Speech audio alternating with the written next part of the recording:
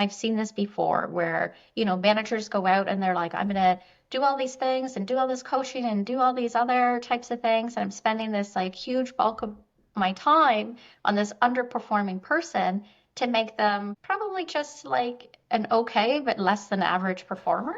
And it's like, you have to critically ask yourself, especially at these like high growth companies, are you spending your time in the smartest way? Hello and welcome to the Unicorn Leadership Podcast, where we're unpacking the David versus Goliath stories, how small but mighty teams overcome the odds. This Unicorn Leadership Podcast is bringing you some of the coolest guests to tell the stories of companies and startups and how they've overcome these odds. Today, I've got a really fun guest with me. I've got Penny Farinha. Penny is the Senior Vice President of People at Cordelio Power today, where she leads the company's people and culture strategy, helping build high-performing teams, highly engaged teams, and specifically within the renewable energy space. Now, Penny is known for this because she's been doing this for a little while. She's scaling people operations in fast growth environments, spent 9 years at the people function at Ecobee, where she played a key role in one of Canada's largest tech acquisitions. And Ecobee is one of those great Canadian stories, this David versus Goliath stories that we're going to really unpack as we start to learn how does Ecobee take on the Goliath of Google and Google Nest really as a whole. So Penny, welcome. Thank you for being here. Thank you for joining us today. Thanks for having me. Excited for the hour. Yeah, Penny, let's get started a little bit with just some background about you. You spent 9 years at Ecobee. Give me a little bit. Why 9? Why did you stick to the company for so long? Give me a little background. What role were you at Ecobee? How did you get there? Let's start there. For sure. For sure. So, yeah, nearly 9 years at Ecobee. I was the VP of HR the entire time. I always joke and say, though, despite my title was the same, I feel like it was really like four different jobs because the inflection point of the company, as it grows. So, to kind of back it up, of like, how did I end up at Ecobee? So, I was happily working at Virage Sale at the time of their head of HR. And one of my friends, Casey McKinnon, who was over at Ecobee and I'd previously worked with, he gave me a call one day and he was like, hey, so we're hiring our first and ever only, HR role. Are you interested? And I was like, thermostats, Casey, I really like you and you're really great to work with, but like, not sure if that's like the most like thrilling thing. And he's like, hear me out. And I'll say, that was the clincher. So flash forward, go to the interview, And really how many fall in love employees with were it you and miss at? it. Pardon First me? HR hire, how many employees was Ecobee at that point? Like 75 Yeah, yeah, people-ish, yeah, something like that. I yeah, actually remember asking, and they were like, we don't really know. We could ask someone in the finance team, but like it was really, bare bones, which was yeah, exciting. That yeah. it's like they at Ecobee at that time, they like paid people, added them to benefits and like, a few very other basic day-to-day things. And to me, it was like that made my eyes light up. That I was like, That this is that's really really that's really exciting. interesting. So Yeah. what attracted you to that, Penny? Because like you said, like okay, thermostats. Do I really want to jump in and do, what was about the challenge of this growing upstart that you were like, as a leader, this interests me. I want to dive in. Yeah, I'd say it was hearing about why thermostats and why we were doing what we were doing. So, yes, making, at the time it was only thermostats and the product line has evolved over the years, but it was like the positive impact to the environment. So, at the end, yes, you create a thermostat, but what you're really doing is helping the environment. So, I'd say, like, the employee value proposition is like incredibly easy to get behind, of like, you know, the mission driven culture that's created. And then I'd say like specifically for the role of HR, like how could it not be thrilling for someone to come in and just build it from scratch? And Yeah. I liked the mentality that it was like they were doing something different. So it's like Hmm. Wi-Fi enabled thermostats, 9 years ago, like people weren't necessarily talking about that, or was like, Yeah. just kind of like the industry, like leaders out there interested in it. So I knew that there was very much like a learning culture. So I felt that it was like the stakes were high. And I Yeah. actually really liked that. And then coming into the people function, it's like there was a lot to get done to help the business move forward. So to me, I was like, oh yeah, like I like it. This is a hard job. And I always said that that was one thing I loved about being at Ecobee. It was never easy. And I think what really drew me to that is it's like that means I was always learning something and I was also unlearning something. That's really cool. Penny, you've hit the nail on two things that we've uncovered in the characteristics of Davids versus Goliaths. And so I sort of want to highlight them and then I want to ask you to go deeper into it. One of the things that we see with the Davids, the upstarts, is that they're missionaries, that they have a vision and a mission that is so ingrained in their culture because you can't pay people the salaries of the Google, right? You Yeah. can't pay them the salaries of the Goliath. So there has to be a belief that is so strong and so real. It can't be that like, oh, we just layered a purpose on top, which some companies try to do, right? We just layered a little vision kind of purpose statement on top to make it like, but that there is a real vision and mission as to what we're trying to do. And it is ingrained in the founders and all the way through. And in your kind of conversation here with me, you said that that was one of the reasons that really pulled you to it. And the other characteristics of missionaries is that they like to do hard things. They actually don't want easy challenges. They actually want harder challenges. That's when it's fun. That's when it's like, I want the battle. I want to be the underdog. I want to figure that out. And you sort of mentioned both of those in your opening statements. Tell me a little bit more about those. And then maybe also, what are the other sort of David type character traits you saw in the team that you built out over the years? Definitely. Yeah, lots of questions to unpack on that one. I'd say we'll start with like, yeah, what were those personalities? I'll tell you that it's like, the day that it came along that it was like, Google Nest was there. It was like, well, it was exciting because they definitely have, all the money in the world to like, brand recognition and, pave the way for the whole like connected home. At the same time, that was like a big deep gulp of like, we are this like small and mighty Canadian company that people had like not really heard of. What does that really mean for us? So it's like, some people could, be spooked by that and be like, okay, I better leave. This just wasn't meant to be. It was a fun place. Yeah. But I do think the personalities of many of the people there in the early days were like, take this as an opportunity that, if your next biggest competitor is Google, you're probably actually okay.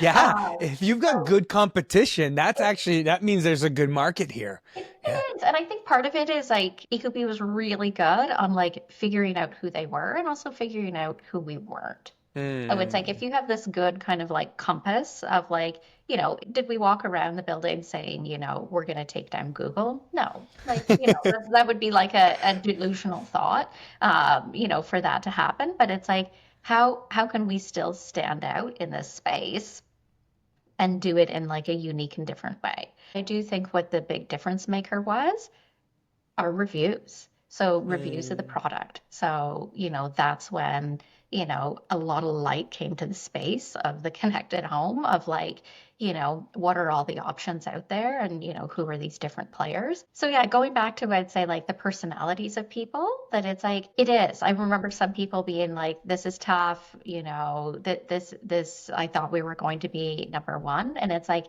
it's actually okay to be number two in a space. Like there is a lot of market to be had, particularly at the time that Ecobee was getting into it. So yeah, while there was a really well-funded competitor that we were up against, it didn't mean that our days were numbered. You shared two really interesting thoughts that I'd love to pick up on. One, you talked about, the type of personalities and personnel that was needed there at the beginning and how perhaps even Google showing up on the stage created a filtering system of the people who weren't ready to take on that battle and be part of it, might have just sort of self-selected out of that, kind of time period, and the ones that sort of stayed, and majority I'm assuming stayed.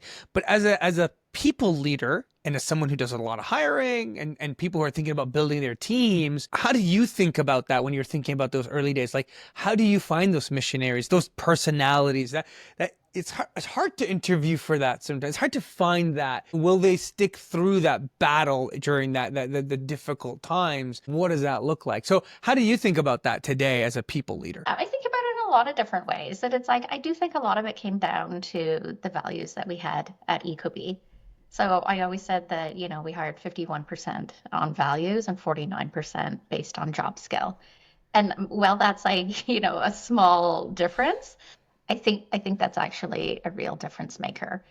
because, we would have people come in and, they had wonderful, big company experience. This is like when Ecobee was tinier and they found it hard. But I'd say like as Ecobee grew over the years, those personalities or those kind of like work mentality actually really helped us take us to the next level. So we spent a lot of time in the early days figuring out who to hire and when to hire them. How do we evolve and how do we continue to find those like, David-esque folks in the early days. But as we were getting bigger, then it's like, how can we actually learn and scale? Because we're not always going to be this like 100% Canadian, company. That it's like, what are those inflection points? And I don't know. This is like someone that I worked with years ago. His name was Charles Walden. And he was a consultant when I worked at FreshBooks, and he was on the tech side. And I remember he said this comment to me, and this is like 15 years ago. He was like, you really need to focus on who you're hiring and it's can they scale with your company. So he was like, Mm, I'd worked with some really fantastic people that were like, just the linchpin of the operation when we were 50, but they really, really struggled when we were 200. So I'd say mm. like him and coaching me that way many years ago, that comment really stuck with me. So it was like how can you find those people? How can you help those people grow? And then how can you also be really objective when you know that maybe what you need on that next level going forward, that person, isn't your number one anymore. And Yeah. in a nice way, it's like, and set them free. And I actually say that in Mm. a kind way because, like, you know, that person that could, really help you in those like early David days. I remember a few of those people at Ecobee that, as we got to be 350, they wanted to pull their hair out. They were like, this doesn't feel the same. Yeah. Um, so yeah, I Yeah. guess I've answered Because it they in like two they. different ways, but I think there's this like evolution Mm. of like who you need to hire. Like when I left Ecobee and we were like over 600 people, we weren't necessarily trying to find that like David-esque person anymore. Yeah. Yeah. Because now you've switched over, right? We talk about this explore versus exploit, areas that a business is in, right? In the explore stage of the product market fit, early days of trying to really find your positioning versus the exploit, which is the capital efficiency of profitability and just trying to scale it. And you Right. need different personalities, right? One thing you mentioned, there was two things you mentioned that I wanted to highlight that I really like. Again, we see patterns in the Davids versus Goliaths. You talk about being a learning company and really learning from everything you do. Yeah. This is a fundamental piece we see in the Davids that's far better in the Goliaths. And again, it has something to do with size because when you're smaller, it's easier to be a learning company at times because the feedback loop is shared a lot more Yeah. all the way from customer to product and there isn't as much gap between it. But tell me a little bit about that learning culture. How do you take these missionaries, these people who are taking this on and embed this learning culture sort of organically or even systematically? How did that culture come to be? Yeah. In a very deliberate way. One of the Hmm. values at Ecobee was cultivate curiosity, which is essentially, the learning culture. And, it's easy to make fancy values and, hang them on a banner and, Yep. talk about them in like a lovely way. But I do think what the real difference maker at Ecobee was that we actually lived it. So there was even like an Ecobee lab for a period of time that this was really like an incubator where we would, test out different ideas. We'd iterate on products. I had like, a shoebox and more full of, Ecobee products that, didn't see the light of day. And while that might sound bad for some people, because they're like, wow, why are you spending time and money in cycles? I think that that is where like the spark of Ecobee really happened. So it's like if you are not getting out there and learning and Yeah. doing something different, and I'd also say openly failing, that Mm, if you're not failing, you're probably not pushing yourself hard enough to learn yeah. because not all of the ideas are going to be good. We know that on a Yeah. day-to-day basis. But I think that it has to happen in this very like holistic, everyone understands that it's like if you bring forward something, maybe it's going to be the best idea for the next year and maybe it's going to fizzle out, but that's okay. Yeah. You do definitely need, Yeah. more things to stick than fail, but it can't be this culture where it's like, well, if it doesn't stick, then you don't work here or you've wasted money or something like that. And I think that Ecobee did a really good job about that.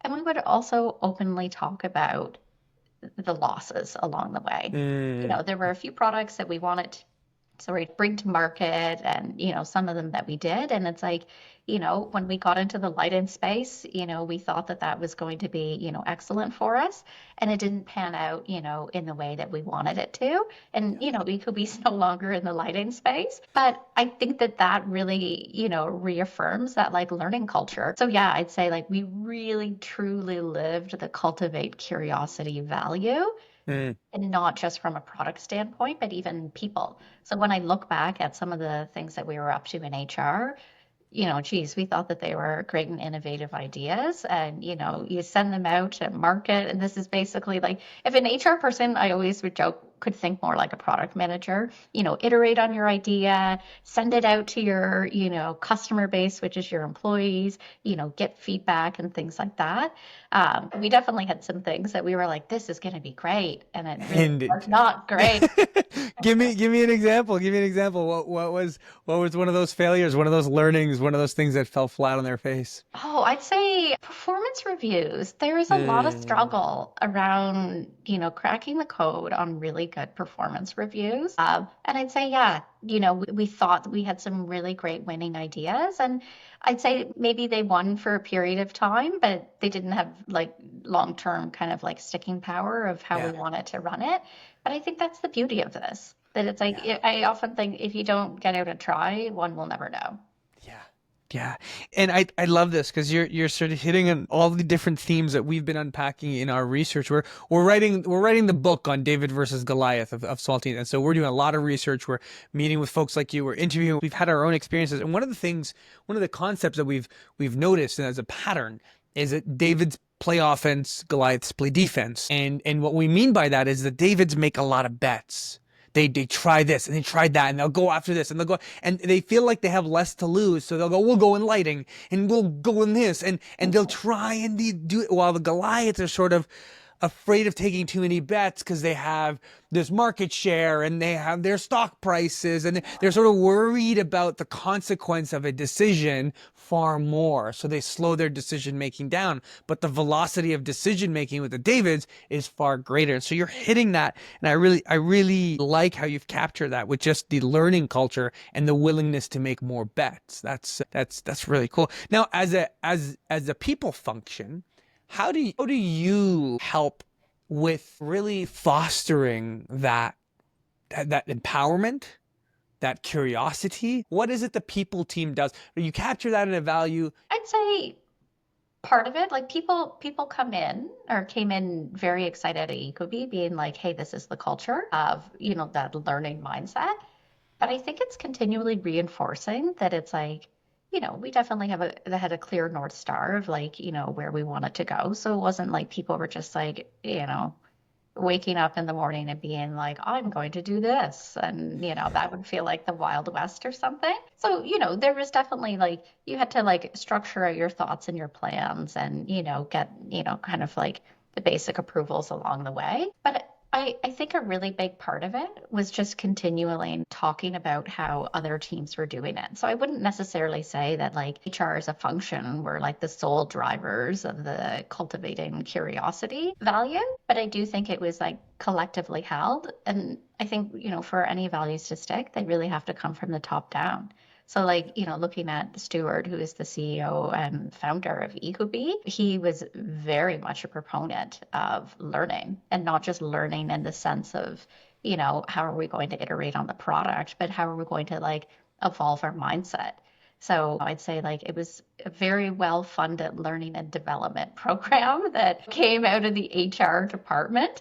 I like that. Now you said something else interesting. You said, at one point we have to be okay with being number two. Like that is still a win. Like that is, and I actually, in doing my research, I found that interesting too. Cause again, I'm like, oh, I want to tell this David versus Goliath story, but this David versus Goliath story sort of ends with, hey, we're both around. Google's still a dominant player and we've captured some phenomenal space. And I think sometimes we always think of competition as so binary, right? Like us, them, like kind of win lose, but there's win-win in that. How did that cultivate the culture? Like we're number two, we're behind Google, but we are still capturing market share and we have our own beliefs. How do you distinguish from the existing kind of big player? Yeah, and I think I don't know, the winning concept is relative. That it's like, yes, undeniably, more thermostats are sold than Ecobee. We are a close number two, but a number two. Product reviews of Ecobee is our, number one. But at Yeah. the end of the day, it's like even taking a step back, that it's like, either number one or number two, it's like the whole reason why we're here is the positive impact back to the environment. So Hmm. it's like I'm very happy to be number two because the sustainability mission that was at Ecobee is ultimately helping tons of generations. So it's like, yeah, we sold enough thermostats to take LA off the map from an energy consumption standpoint for 1 year, which is like Wow. mind-boggling, Wow. when you think about it. So it's like, you know what? Like the It- environment wins. I actually love that repositioning, Penny. That's like my battle isn't actually with the Goliath Fahd. Like that's not my battle is with how we consume energy in this world. And Yeah. that's the bigger battle. It's not against Google. It's actually, we're happy that Google's winning too because they're actually in the way also helping the environment. We're both, right? Like more people on this battle helps the environment. That is the mission. And actually we want people on this road. It is like no one can do this alone. And Yeah. like it would be like a silly thought to be like, okay, well, I'm going to close up shop if I'm number two. That it's like going back to that kind of like original ethos of like why Ecobee and why we're doing what we're doing. At the end of the day, like the impact back to the environment for like multiple generations is just like, astronomical. Yeah, yeah. Um, I think the next piece I want to unpack with you here is the ages and stages of the company. So you sort of come in, company's at 75 people, and you leave when it's 600 people. You get 9 years in. Tell me, what are some of those phases, and how did your strategy and your leadership change in those different phases of the company? That's a good question. It's a reflective question after leaving because I think like necessarily at the time you don't always think about it. Yeah. But I always said that there were like four phases that I lived at Ecobee. So it's like the coming in, the building up and getting things up and running phase, which is really great. Then Mhm. I'd say like there was the phase of like, oh wow, people really know who we are. So Mm. it was like, around 250, you get a little bit more brand recognition. There were no more, people being like, I don't know who Ecobee is as an employer. Like we were well known at that point. Then I would say like, then we entered like this phase of about 500 employees. So it was like we were big enough that you could do all these different things and the job was very fun because like the scale was high, but we were also still small enough that you could actually do a lot of things. Yeah, That yeah. like you weren't like pigeonholed as in like I have to be an expert. And then I'd say like the fourth phase is when the Generac acquisition happened. Hmm. So 3 years ago, Generac acquired Ecobee for $1 billion Canadian, which I think till to this day is actually one of the biggest acquisitions in Canadian tech history. Yeah. And I'd say like that was an outstanding acquisition because it put us on this whole other level of brand recognition. It tied really well into where Generac wanted to go as a business. So I'd say like those are like the four inflection points Yeah. where it's like, that great and shiny idea that we had when we were 100 employees generally didn't make it to phase three. And I would Mm. often think when we were hiring people in the HR team that I wanted to find people who were able to be innovative, but also flexible.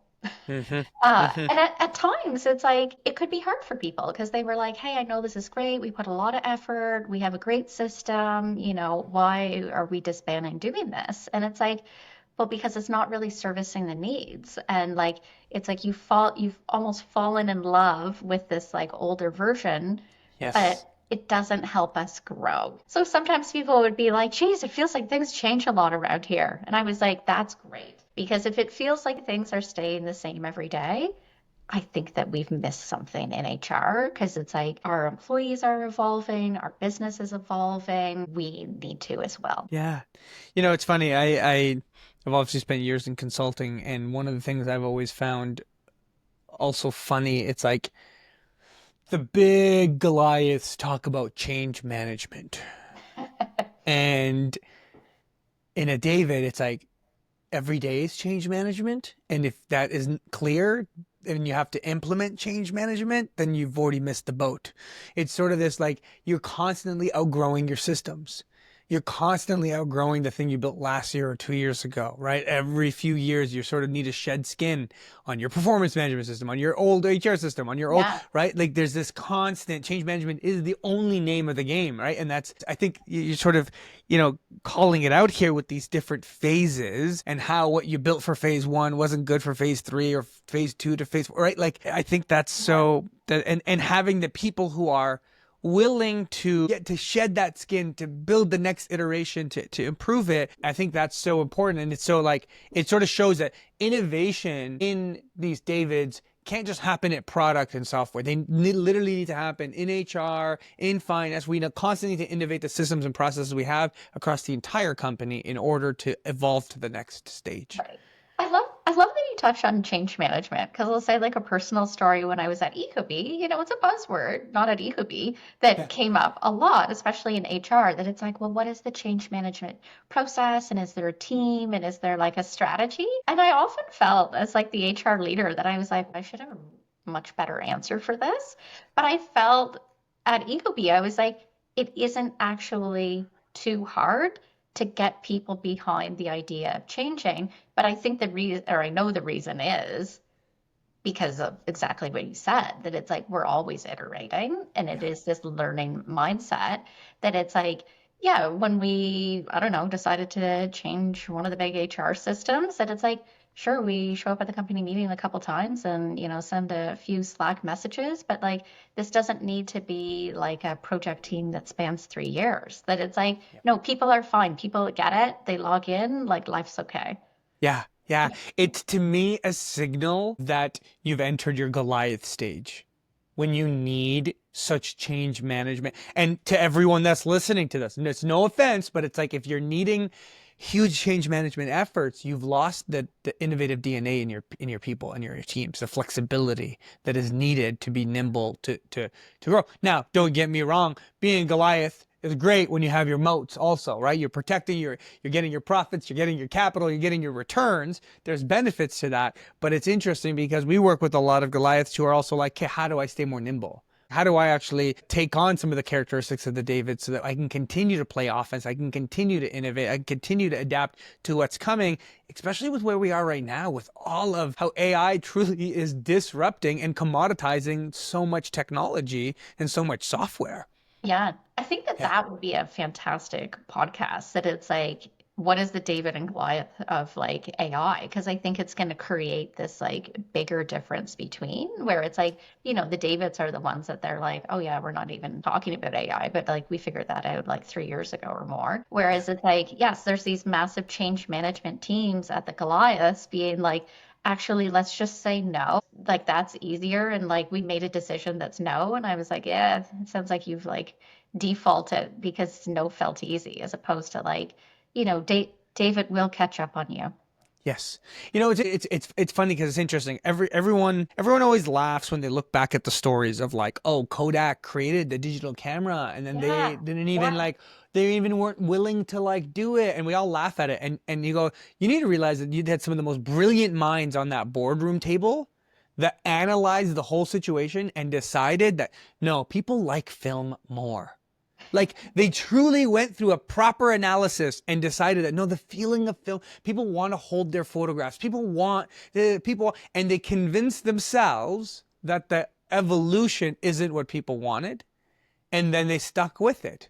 And this is sort of what happens in these massive changes. And this is what's happening in a lot of boardrooms around the AI. It's like, no, people still don't trust it. People don't want that. What people want is this. And they analyze their way and self-justify this sort of narrative that then leaves them in the dust with what is going to be AI first companies, right? So Penny, tell me a little bit about you. We've talked a lot about Ecobee. You were there for 9 years. I want to talk about the impact of leadership in that regard. I know a lot of startup executives who are there for like 2 years and then they leave to the next startup. And I'm like, I don't know what real impact you've made in 2 years. It agree. takes 4 years to get an undergrad degree. Yeah. Like real impact at a leadership level requires your first year, you're still learning and experimenting. Your second year, you maybe have optimized your role. Your third and fourth year, you start building and creating, perhaps, right? Like it takes time. And yes, these things move fast and startups move fast, but I think there's the importance of longevity in leadership. So tell me a little bit about your decision to be there for that long period of time. What's that long game of leadership look like? Yeah. I'd say like in a very honest way, coming into Ecobee, was I like, hey, I think I'm gonna stay here for many, many years? No, because to your exact point, I think that there's this like feeling of like, hey, I better stay somewhere for 2 years and move along and, improve the story. And I'd also say that narrative kind of like got in my head at certain points. Because people were like, oh wow, you've like stayed for more than 5 years. Like, people are gonna wonder like basically what's wrong with me type of deal. And I remember being Hmm. like, okay, like to each their own. But for me, I was like, if I left after 3 years, I'd have no idea if what I thought was a great idea even stuck. That I was like, how can I actually like get in there, build credibility, figure out what's going to, potentially work, go and implement it, let it sit long enough to like test it out, that it's like I can't do that in like 2 or 3 years in a way that works for me. Hmm. So yeah, I'd say like coming and staying, there was like, a myriad of reasons, but the two that were very obvious, the people that I get to work with every day, the people that I get to learn from within the team, within the HR team, the people that I can help grow as a leader in HR, but also broadly in the organization. And I'd say like the impact that I can make at the executive level as well. That's Yeah. like a really, really compelling one. And then going back to the mission, that like the longer I was there, I always knew I loved the environment and, sustainability, but it became so much of who I was Hmm. that I always thought, geez, if I were to ever leave Ecobee, it's going to be a real tall order of who I want to work with, because it's not just, is it a great HR job and is this business successful and are people, good? But it was like I want to work somewhere that has meaning. The meaning of being here is just so deep Yeah. that it was beyond the job of HR, but it was like I really knew that we were on this mission together, and it Yeah. felt like that. I love that. I think, one of the things that you noted here too is just when you stay long enough, you can see the impact of your work. Yeah.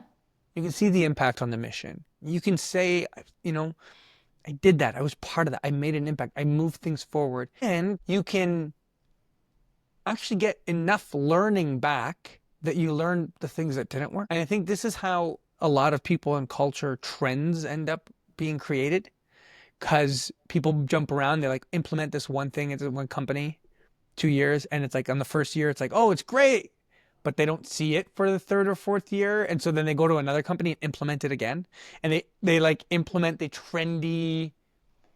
Yeah, I know exactly what you mean. And it's like, no, no shame on that. There's a lot of people that they also implement some really good things and then Yes. they go places. But for me, I feel like didn't, that just wasn't who I was or wasn't what I was looking for. That I was like, I knew being at Ecobee for as long as I did. There's also a part that it's like, I grew a lot along the way, and I Mm. don't think I would have had that same growth experience if I necessarily had have went back and did like a rinse and repeat. I love all of that. Penny, let's end it with one last question here that I think can wrap us through. In our previous kind of pre-interview, you talked about leadership energy being a resource, and where we put that resource, where we put that energy in our employees and our teams, and not trying to maybe save everyone, but really doubling down on the highest performers. And I think this is a common mistake that we make, where we draw a little general distribution graph here and focus on the average and try to move the average forward, and we don't end up giving our highest performers the energy and time to actually make the impact that they will be making. So tell me a little bit about how you've reframed that leadership energy as a resource, and sort of wrapping that up in the success that you've had.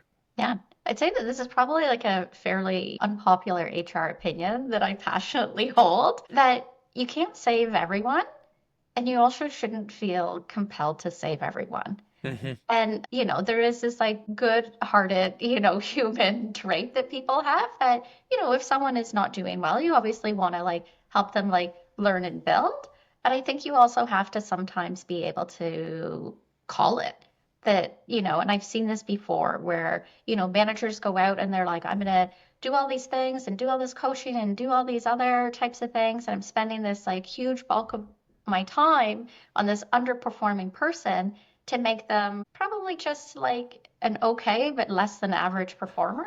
And it's like you have to critically ask yourself, especially at these like high growth companies, are you spending your time in the smartest way? Mm. That it's like sometimes when it's not working, it's just not going to work. And what you should be doing is knowing very clearly who's on the other end of that spectrum, your highest performing people. Take that time and apply it to them because they're your difference makers. And like, we all know this, like these 10 times X employees. But I'd say that, I don't know, oftentimes in HR, there can be a lot of focus on like how to bring everyone up to average.